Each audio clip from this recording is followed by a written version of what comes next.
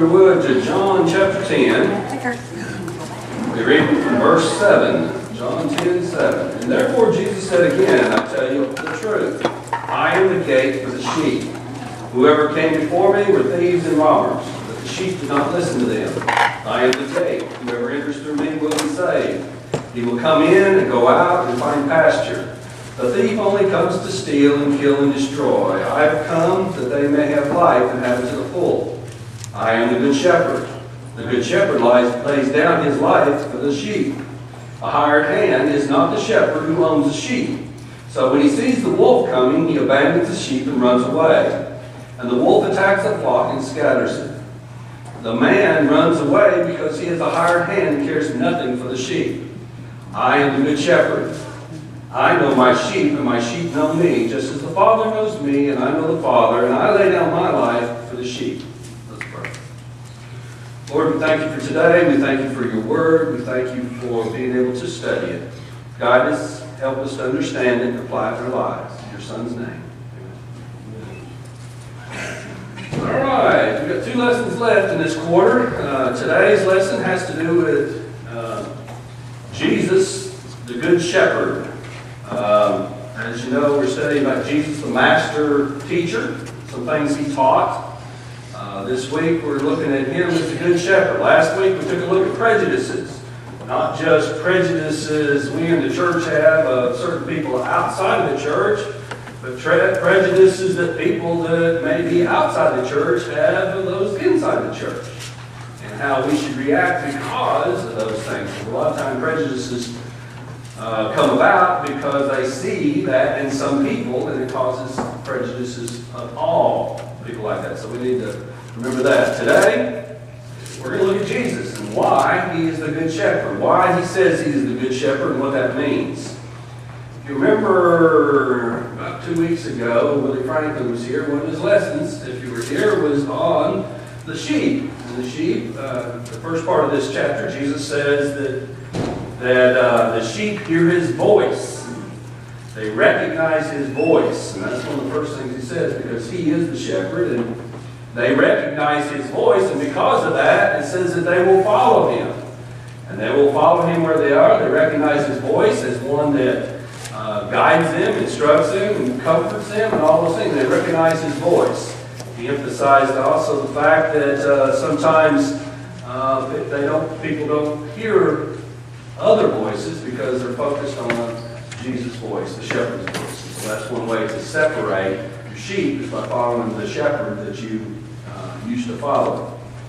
Today we're going to look at it starting with verse 7, and we're going to talk about God's shepherd, the Good Shepherd. So when we start looking at this, the first question you got to ask is, who or what is a shepherd? Good place to start. Do what? One who looks after sheep. Okay? All right? One who looks after sheep.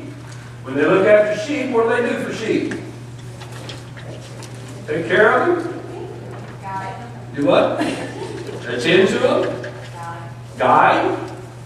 Feed? They provide basically everything for them, don't they? Do what? Protect? Okay, they do everything for the sheep. That's what a shepherd does. It's one who watches after the sheep in every aspect of it, provides every single thing about it. And when we look at that, and we take it in the context, when he's talking about the sheep, who's he talking about? Us. He's talking about God's people. Okay? In John, he's talking about Israel. Today, he's talking about those that are God's people today. But let's go way back. Like Genesis chapter 2. God had a couple individuals, did he not? They were his sheep. What did he do for them? In the garden, Adam and Eve, in case you don't know where Genesis 2 is. He did what? Everything they needed. 100%. And all he asked them to do was do what? Not eat of the tree, because what you really need to do was do what? Trust him. Eat the tree of life. Don't worry about this knowledge. Instead, follow him, trust him, as a sheep does. Now, is a sheep an animal that can take care of itself? No.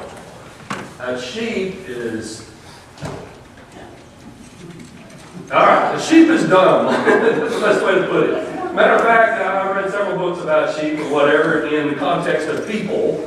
And whatever, basically it's just saying that they are dumb. They have to have someone to follow them, take care of them, protect them, and everything. And that's what God wanted for man when he created Adam and Eve and put them in a garden.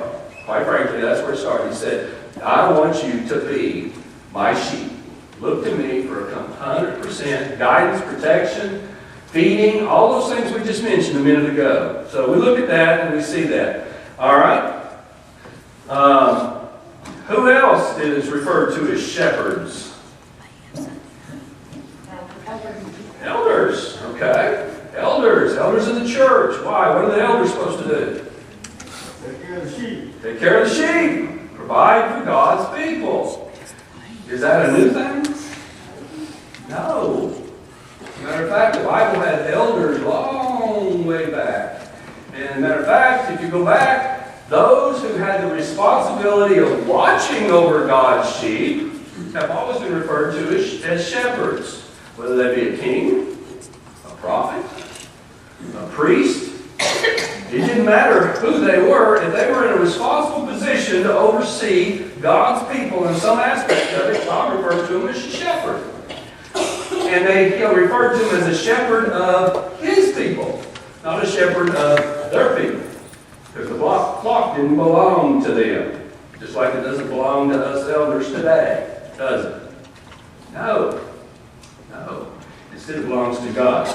So when we see this, and Jesus starts talking, he says, I tell you the truth, I am the gate for the sheep, and everyone who came before me were thieves and robbers, but the sheep didn't listen to him. What is he talking about? The prophets. Okay. The prophets? Who is the thief? He goes on and tells Satan ultimately, okay, but go on down and he describes him. What does the thief look out for? Himself. When a thief comes into the flock, is he trying to take care of that sheep? He's trying to steal it, take care of it, and get it for himself. He wants to eat it. He wants the wool. He wants whatever he can get out of it, right?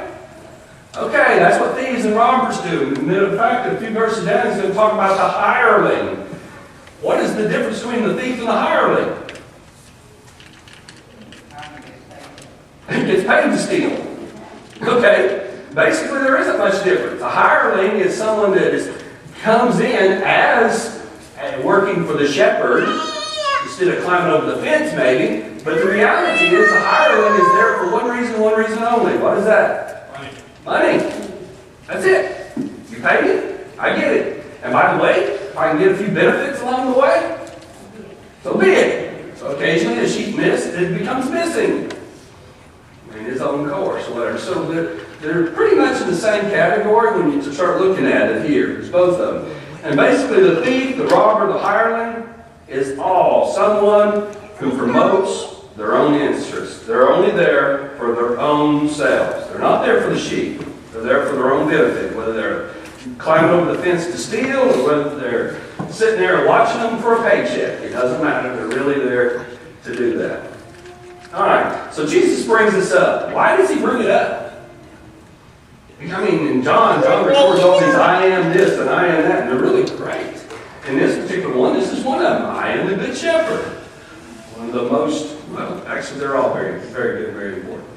All right. Why does he bring this up? He wants us to know that he's there. Who's he talking to? I mean, ultimately he's talking to us today, but really, who is he talking to? In AD 30, and he's having a conversation, who's he talking to? Who? Pharisees, teachers of the law, the elders, the Sadducees who had the responsibility of overseeing the temple and the government of Israel, the priest. That's who he's talking to here. He's looking them in the eye. And guess what he says? Everyone who has come before me is nothing but a thief. And they all went before us, right? He goes, yeah, let me explain. Let me explain it better. Okay? No, he's pointing directly at them, looking them straight in the eye, and he's talking about everyone that has come before me was a charlatan. Everyone that came before me was nothing but someone who was in it for themselves. Guess what the Sadducees and the Pharisees were in it for? Themselves. The Sadducees, one of the primary reasons that as they governed the Sanhedrin, one of the primary reasons they were opposed to Jesus is because Jesus was doing what? Rocking the boat, wasn't he? He was messing with their financial stability. He was about to make Rome upset with them. He's going in and turning over tables in the temple where they were making their money. Wait a minute. You're messing with my business, where I get my money. The Sadducees were against it because of that. The Pharisees and the teachers of the law, they were sitting here. Were they feeding Israel? Or were they going, stay away from me, I've got it all together. Feed myself, making me look good. These are the people Jesus is talking to. And when you try to understand what he's trying to say here, he's saying more than, I am a good shepherd. And we get that most of the time, and I've taught that lesson several times. I want us to look at it just a little bit different. Let's look at it in the context of who Jesus is talking to. When he says this, he's making reference to a particular prophecy that was made. Didn't Jesus say he came to fulfill the prophecies? The law, the prophets? Didn't he say that? He did. So let's take a second. Go ahead and mark that. We'll come back to it. But let's go ahead and turn to Ezekiel chapter 34. Now you remember when Ezekiel was prophesying, Israel was in bad shape. Israel was in bad shape. They were violating everything God said. As a matter of fact, in Ezekiel's time, actually Judah, not Israel, we're going to find that during Ezekiel's time, Ezekiel is prophesying when God would actually abandon his people. He would actually leave the temple and walk away and leave them into captivity because he would no longer be with them. And the temple would be abandoned to who? Babylonians, right? Yes, Babylonians. Into captivity. And so he's talking about all this, and he's talking about that. And Ezekiel's making a prophecy. The whole chapter is about, he starts talking about shepherds. We're not going to read it all, but I'm going to read a few of them to give you the idea. The word of the Lord, this is Ezekiel chapter 34. The word of the Lord came to me, Son of man, prophesy against the shepherds of Israel. Prophesy and say to them, this is what the sovereign Lord says. Woe to the shepherds of Israel who only take care of themselves. Should not the shepherds take care of the flock? You eat the curds, you clothe yourself with their wool, you slaughter the choicest of them, but you do not take care of the flock. You do not strengthen the weakened, or healed, or the sick, or bound up the injured. You have not brought back strays or searched for the lost. You have ruled them harshly and brutally. So they were scattered because there isn't a shepherd. And when they were scattered, they became food for the wild animals. My sheep wandered all over the mountains and on every high hill, and they were scattered over the whole earth, and no one searched or looked for them. Therefore, you shepherds, hear the word of the Lord. As surely as I live, declares the Lord, because of my flock lacks a shepherd, and has been plundered and become food for all wild animals, because my shepherds did not search for my flock, but cared for themselves rather than for my flock. Shepherds, hear the word of the Lord. I am against the shepherds and will hold them accountable for my flock, and I will remove them from tending the flock so the shepherds can no longer feed themselves. And on and on and on and on. This is the context Jesus is referring to. And guess what these people who are listening are thinking in their mind? Ezekiel. These are people that are teachers of the law. They're priests. There are all these people right here, these Pharisees, all these people knew exactly what the Bible, what the prophet said. They knew what Ezekiel says, and now Jesus is basically pulling the book and quoting it to them. He's telling them, I'm talking about you. I'm talking about you and all that have come before me that God has charged with leading his people. Okay? So he goes on and he's contrasting it in John chapter 10, he's basically contrasting himself as the good shepherd with the ones that God said and that were not. They were really a bunch of thieves. He says, I'm the good shepherd. I give life and abundant life.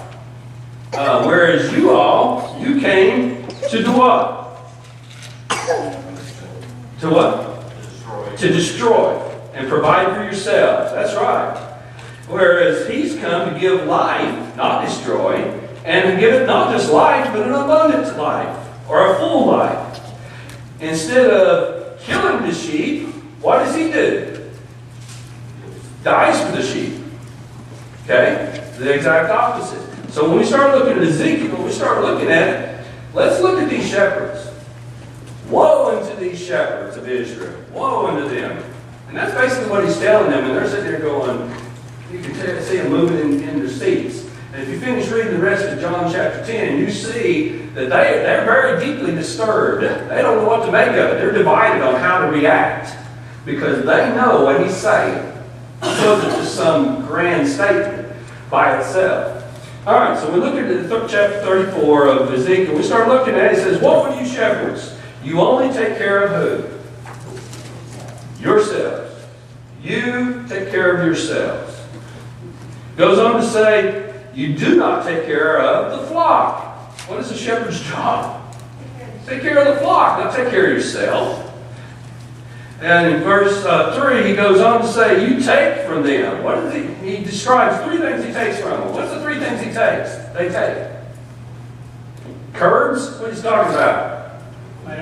The milk, the fat, the milk, and everything that makes cheese and all those things and whatever. It takes the milk and everything. The things that they produce. Takes their wool. Takes their wool away from them to make their clothes. And not only that, it goes so far as to eat them. Devour the flock that they're there to protect. Okay? So he goes on and says, you take from them. Not only that, but you don't strengthen them. You don't heal them. And he says you don't bind up the injured. Or you don't fix the broken legs and all that. You don't take care of their illnesses, their ailments. You don't do that. Now, in fact, Jesus himself said he was a great physician. Did he not? He does these things. All right, so it goes on and says, you don't strengthen them, you don't heal them, you don't bind the injured. Do you rescue the strays? No. Do they, when one wanders away, do they go rescue it? No, and not only do they not rescue it, what do they not do? They don't even look. You know, it's one thing to go looking around and say, well, I don't see it. They didn't even do that. They didn't even bother. And then when they found it, they didn't let alone rescue one. Okay? He goes on in verse 4 and 5 and says, how do they rule? Harshly. What? Harshly. Cruelly. Harshly and cruelly. All right? That's how they rule. They don't rule as one who cares for the flock. They rule harshly. You've allowed his sheep to wander. Because what's a shepherd's job to do? Kind of keep them rounded up, keep them together, put them on this hill, this place, in a little area where they can sleep and water and feed and take care of them. Instead, he's allowed them just take care of yourself. And wander over the hills and the mountains. They wander wherever they want to go. That's okay. Just let them go.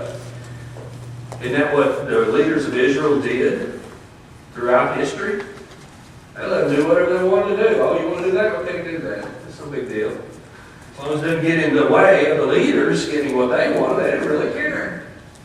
So he lets them wander all around, and in doing so, they become prey. Because who's seeking to devour them? The wolf. Peter tells us, a ravenous lion, that's Satan. He's out there to destroy them, to devour them, and to take them away. And what happened to Israel due to the lack of leadership? That's exactly what they did. They wandered away, and eventually they were, in fact, attacked and preyed upon by Assyria and all their neighbors and Babylon, and to the point that they were actually taken and destroyed. devour. That's the kind of leadership that was left, that was actually shepherding God's people. And it was no different. It had cleaned up maybe a little bit, but only in surface, I should say, in appearance. But it was still the same when Jesus came. It was still the same problem. Those that were watching after God's people were in it for one thing only, themselves. That's it. And therefore, he goes on and says, so therefore, in Ezekiel, God says he's going to do something. He tells us in verse 10 that he's going to, that he's against the shepherds. That means he's going to raise up against them. And we know that in a few short years, Israel, physical Israel, is going to be carried in captivity because of this. He's going to rise up against these leaders of his people. And he's going to hold them accountable. He's going to make them pay for the way they behave. That's what accountability is. You put your money here, you're going to receive the benefit of it.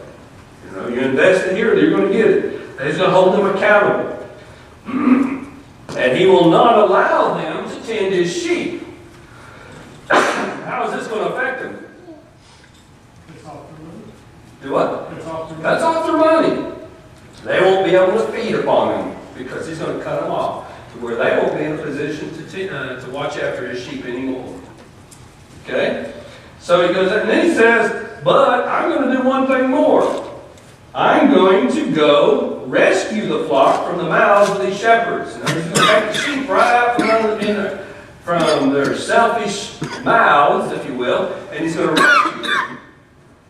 So this is what God says he's going to do about it to these folks. Think about this. In AD 30, when Jesus is telling them, all that came before me were these kind of folks, and I'm the good shepherd, what's he looking them in the eye and saying? This is what I'm going to do. Today, God is calling you into accountability. Today, he's going to cut you off. What happened in AD 70? Didn't he cut them off? Yeah. Israel was cut off, and all their leaders in Israel was no more. Okay?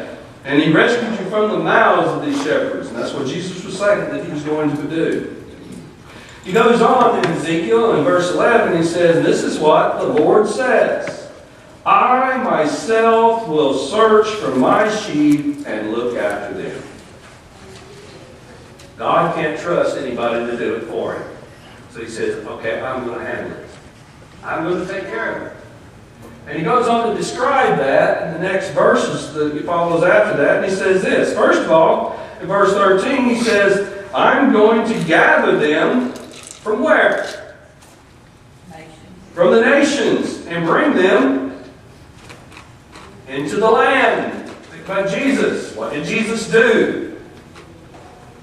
Didn't he go gather the lost sheep of Israel and bring them, gather them from throughout the world, brought them into his house to be in his land? That land was promised. Land of rest, land of promise. When Jesus is talking, he's not talking about physical Israel. What's he talking about? Spiritual Israel. He's going to bring them into the land. As a matter of fact, if you'll read in John 10, which we're not going to, but one of the things it says in there is, oh, by the way, there's another flock that you don't know about that belong to me too. Who is he referring to? Me. Okay? Not just the physical descendants of Judah, but he's talking about the rest. There's others out there that are part of this flock that belongs to him that he's going to go gather from the nations and bring to his land. He goes on to say, I will give them good food and good pastures to lay down and feed in. They're not going to lay in the rocks. They're not going to lay in the mud. They're not going to lay in all these places. They're going to lay in nice green fields with gentle brooks running through it for food and water. Provide those needs. Isn't that what Jesus was promising to the people of that day and to us today? Didn't he say, John records it, I am the bread of life. I am the water. You know, the eternal life brings eternal life. All of those things. Here he is. He says, and so he's turned around and makes this contrast and says, God says, I'm going to give them good food, pastures to lie down and feed in. I will allow them to lie down in peace or rest. When the children of Israel and everybody came out of Canaan and they went into the land of Canaan, it was the land of what? Promise. Milk and honey. Milk and honey. Rest. And basically, they were told to come into here and God would provide everything for them and they would have peace and rest. All they had to do is do what good sheep do, which is follow the shepherd. And instead they didn't do it, and they ended up having shepherds that would come in here and cause them to scatter. All right, he says, so I'm going to lie down in peace and rest. Allow you to lie down and rest in peace. I will search for the lost. He's going to go out and look for those strays. He's not going to let them just go whatever. Doesn't God tell us very clearly that He wants no man to be lost? And I look at Jesus' life. One of the things that Willie Franklin emphasized was the fact that most of the time he wasn't trying to pat the good guy, the good religious guys on the back. He was down there with the sinners, wasn't he? Trying to bring them out of their mess, trying to bring them up. He was trying to find the woman at the well. He was trying to show them, because he was out looking for the lost, those who had strayed. It says that I will strengthen, I will heal, and I will bind the injured. We've already talked how Jesus clearly stated that He was the good physician, and He comes to those who need a physician. So He's going to take care of those that belong to God. Not use them and allow them to just die for lack of care. He goes on to say in verse 16 that I will shepherd and judge harshly? No, with justice. In other words, He's going to make sure that those that take advantage of His will be paid for that. They will be held accountable for it. He will judge with justice, not harshness. Justice. You can't argue with justice. You know, if you've done wrong, you can't argue with justice. You may not like it, but you can't argue with it. Now, you can argue about harshness and the way you're being treated, but you can't argue with justice. And all He's telling you is He's going to save you. Matter of fact, He goes on. What's the next verse? Verse 22. He goes on and says, "I will save my flock. I will save them, not destroy them." That would be His goal, is to save, not destroy. So when Jesus says all these things, He's sitting here telling them, y'all are the shepherds of past. You all are the ones God has said have taken advantage of His flock. You all will be held accountable. And I have come in order to do this for God. As a matter of fact, God goes on a little bit further in Ezekiel, and I think it's in verse 23. He says, I will place over them, how many shepherds? One shepherd. Elders? There's only one shepherd. Even though we act as shepherds, we're actually doing it on His behalf. Because there is really only one shepherd. He's the shepherd. He says, I will place over him one shepherd. That shepherd's name? My servant, David. What's he referring to? David's dead. Remember David? David was a shepherd after God's own heart. He said he was the shepherd, the one that took care of His people. Of all the kings that Israel had, he was the one that did it the way God wanted him to do it. He recognized that God was the owner of the sheep, and He did what He wanted. And then all throughout time, they're promising that there would come to them another who was a descendant of David. He was the Messiah. He was the one that was going to be the servant, the suffering servant. Remember we studied on that? He's going to be that one. He was the one. And so God says through Ezekiel here that my servant David, the Messiah, is going to come and tend to my sheep for me and do these things.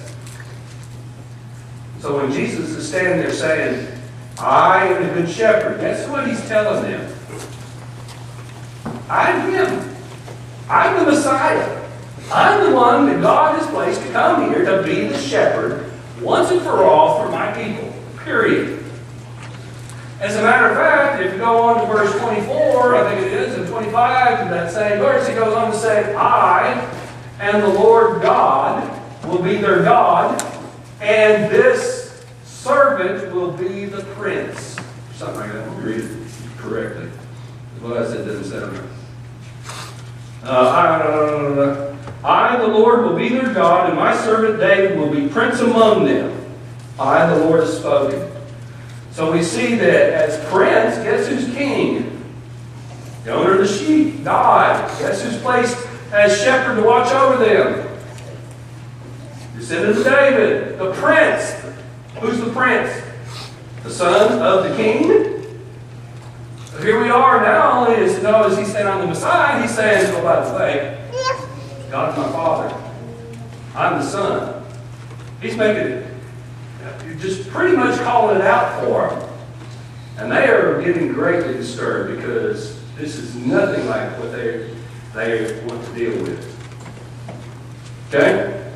He goes on to say, my servant will be a prince, the son of a king. He goes on in verse 25 and says, I, or my God, will make a covenant or an agreement of peace. Who's going to make the agreement?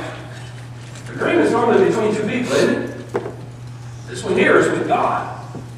He says, I'm going to make this agreement because you're not worthy to make the agreement with me, basically. You've got to have an agreement between two equal parties. When a king defeats somebody in battle, their agreement is one-sided. You will do what I tell you because he's not worthy. When two kings get together and they decide to have a peace agreement or whatever, they're equal footing, so they make an agreement. In this case, God basically says, I'm going to make the agreement because you're not in a position to make it from your side. And my agreement is, I'm going to provide peace. We just had a prince. Didn't Jesus God talk about through the prophets, a prince of peace? Once again, was the Messiah. And so we're sitting here looking at it, and these people are sitting here listening to him as he goes through this. I'll make a covenant of peace. There will be no more enemies, and all will be blessed. Isn't that what Jesus brought into this world? The promise to destroy all enemies, including death and Satan. Destroy all enemies, and then all will be blessed and will be provided for with everything just like we had back in the garden. Once again, we will be in his land, and we will have everything provided for us. Okay? And then, verse 31. I'll point this out because through the years, I tried to point out as we look at Revelation, it always talks about, you will be my people, and I will be your God. My house, I will dwell with you. Throughout the Old Testament, throughout the Bible, and starting in Genesis chapter 2, that's what God has always wanted. And I've stressed this over and over again. Here it is again in Ezekiel. Verse 31, you are my sheep. The sheep of my pasture are my people. And I am your God, declares the Lord sovereign God. That's what he had in mind from the beginning. That's what he has in mind for the end. That they will be my sheep and I their God. Okay, we look at this, and we see this is what Jesus is calling their hand on, and basically laying out in front of them. And we look at that, and we start talking about our good shepherd, the Lord, Jesus. He says he's the good shepherd. But he's not just that, he is God. He is our Lord, is he not? He's Prince. He rules our lives. And we go to David here. He talks about David, who's a shepherd. And we talk about David. And we talk about shepherding God's people. And how David was the closest thing to doing what God wanted. And I can only think of one chapter that explains it all. And that is Psalms 23. Psalms 23. The Lord is my shepherd. I shall not want. When I look at that, first of all, it says the Lord, Jesus Christ. He is my shepherd. That's the beginning. The rest of it is about the sheep. You know, it starts off and says, the Lord is my shepherd. And then it goes on to say what the sheep can expect. When we want to look for the shepherd, if you are getting this that is described, then you know who the shepherd is, your shepherd is. Talking about hearing his voice. If you can go through this and see, if you can sit there and say that we know, first of all, the sheep, this is the rest of that chapter is about those who follow his voice, his sheep, those who follow his word. You know, there's a lot of people that say they follow after his voice and his word, but they don't follow his word.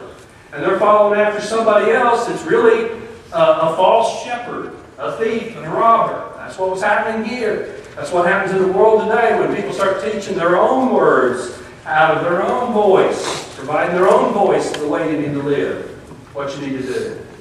Instead, if you follow the shepherd's words, listen to his voice, here's the result. We never want for anything. We will always lie in green pastures. We will always be led by quiet waters, not waters that make you afraid or stormy waters. Our soul is restored and our spirit is revived. We are guided along paths of righteousness, not sin or evil, but righteousness. We're afraid of nothing, not death, not even the evil one.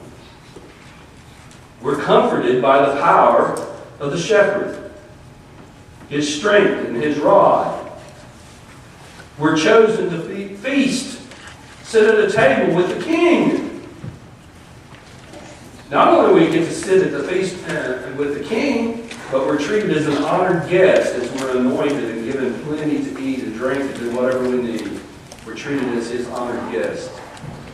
We receive his goodness and his love, not just after we die, but today and every day of our lives. His goodness and his love is always with us. We live in his house, not for a day, not for a week, not for 1,000,000 years, but for eternity. In his house, wanting for nothing. If that is the way that we can see our lives, then we have the shepherd. We're listening to his voice. If we can do those things, and we can have no fear, and we can be then we're doing exactly what he said, because what he wanted all along was that the sheep would do what for the shepherd? Obey him, follow him, trust him. What's the word for trust? Faith. Guess what he wanted in Genesis chapter 2? Trust him, have faith. Guess what he wants in Revelation 22? Trust, faith. That's where it's going. What does he want today? Trust, faith. He wants us to have that faith, that trust, to put ourselves in his and listen to his voice and do what he says and follow him wherever he leads and wherever he goes. And in doing so, we will have all of those things. When we look at the church today, I don't have a watch, so like Willie, I can go forever. Actually, I can't. Have to stand and sing. Actually, I can't. Shepherds, when we look at the church today, and we start thinking about shepherds of God's people, remember that he is going to be our God. That's his goal. He is to be our shepherd. And that's what he wants, our shepherd and nothing else. The selfish hirelings and thieves are not it. Only the selfless servants. When we, as people of his, well, let's not talk about people, let's talk about shepherds. When we look at the shepherd, we need to concentrate on looking at the shepherd and his voice. When we see his shepherds here on this earth today, which are the elders, the Bible clearly says that, when they are here, let's make sure that they are not selfish hirelings or thieves who are meant out to take away from the shepherd, to destroy. Instead, they are here to do what David did, which is to do the will of the good shepherd. They're basically here to do his will. You want to find out if we're doing our job the way we're supposed to do? All you have to do is look and say, are they doing what God would want them to do? Are they following his voice? Are they following his word? Because that's really the guidance we need to make sure that the men on this earth, who have been placed there or appointed to be the shepherds on this earth, that they're actually ones that are from God. Because there's a lot of men on this earth that claim to be that. They claim to be shepherds for churches. But they follow different voices. They follow voices of other men. The question is, are we following what God says? That's how you tell the difference between a shepherd that is of God versus one who is for themselves or someone else. So when we look at the church today, let's make sure we do that. Do we, and as shepherds, do we shepherd like Christ did? Do we search? If you want to see if the elders are doing what they're supposed to do, here's a description. Didn't he just give it to us in Ezekiel? Do we search? Do we rescue? Do we bring people to heaven? Do we comfort? Do we feed? Do we promote peace? Do we strengthen, heal, put damaged people back together? Do we judge with justice? Do we protect? Do we save? Every one of those things is what he said his shepherd does. So if we're acting on behalf of the good shepherd, that's what we need to be doing. As God's sheep, those who are his people, his flock, we need to make sure that we're totally dependent upon the shepherd. That we have our trust and our faith in him blindly. Sheep blindly follow the shepherd. If the shepherd were to lead them into destruction, they would follow. So it's so important to make sure that we have that blind trust, but we are following the shepherd and not a hireling. Okay? So are we a sheep of God's flock? Can we answer those questions we just rattled off in Psalms chapter 23? Can we answer them and say, if so, then we're like his sheep? Because we have those same benefits that comes from any one of God's sheep. If we can follow his voice, do those things, then he will do that.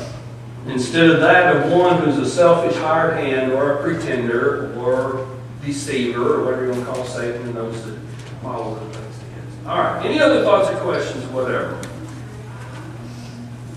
There's a lot to understand when we start talking about the shepherd. When Jesus says, I am the good shepherd. But it's very important. It's very good.